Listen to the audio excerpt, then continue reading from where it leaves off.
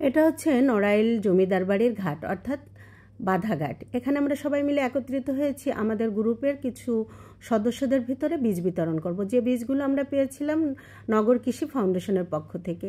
আমরা কয়েকজনে এসেছি, বাকিদের জন্য এই যে অপেক্ষা করছি আর বারবার উপরের দিকে তাকাচ্ছি। এদিকে আমরা একটু মাছও ধরছি, এই জায়গায় সবাই মাছ ধরছিল, এত আনন্দ হচ্ছিল, এত মজা হচ্ছিল। এই মাছটা কিন্তু আমার পলি আন্টি ধরেছে। পলি আন্টি অনেক সময় ধরে মাছ ধরার চেষ্টা করেছে, আর এই ভাইও আর একটা মাছ পেলো। এই ভাইটা কিন্তু অনেকগুলো মাছ পেয়েছে এবং খুব খুশি মনে আমাদের সাথে সব কিছু শেয়ার করছিল। আর এই মাছটার নাম কিন্তু ঘাড়ো মাছ। এই যে সব মাছে ময়লা খায়, দোষ হয় ঘাড়ো মাছের, সেই ঘাড়ো মাছ।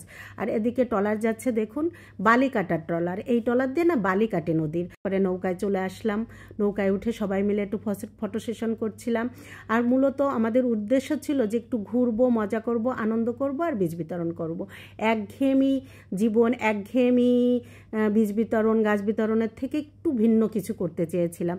কারণ প্রত্যেকটা মানুষের মনের সুস্থতার জন্য না একটু বাইরে আনন্দ করার খুব প্রয়োজন আছে। আর আমরা এখানে সবাই মহিলা। আপনারা হয়তো বলবেন যে এটা মহিলা গ্রুপ, আসলে পুরুষরা কেউ আসেনি। আর আমার মোহনভদ্র দাদা সময় থাকলে শুক্রবার হলে অবশ্যই আসতো, যেহেতু বৃহস্পতিবারের দিন সবারই অফিস ছিল, এই কারণে আসতে পারিনি পুরুষরা। আর মহিলারা আমি এবং আমার মেয়ে দোলাই 3 জন বাদে মাত্র 7 জন এসেছে। খুবই খুবই মনে কষ্ট লেগেছে, খুবই খারাপ লেগেছে। এত কষ্ট করে বীজগুলো প্যাকেট করেছি, আমার শরীর খুবই খারাপ ছিল, সেই অবস্থায় এসেছি, তারপরেও কেউ আসেনি। এটা আসলে কষ্টটাকে আরও দ্বিগুণ করে দেয়। আসলে আমার পরিশ্রম, আমার উদ্যোগ, আমার আন্তরিকতা কোনো মূল্য হয়তো কারোর কাছে নেই।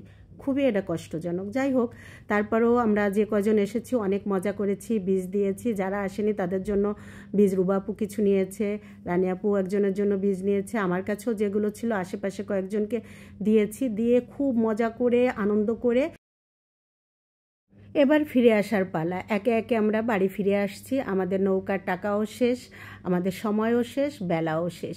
এবার আমরা যার যার গন্তব্যে, যার যার বাড়ি, যার যার মতো করে চলে যাব।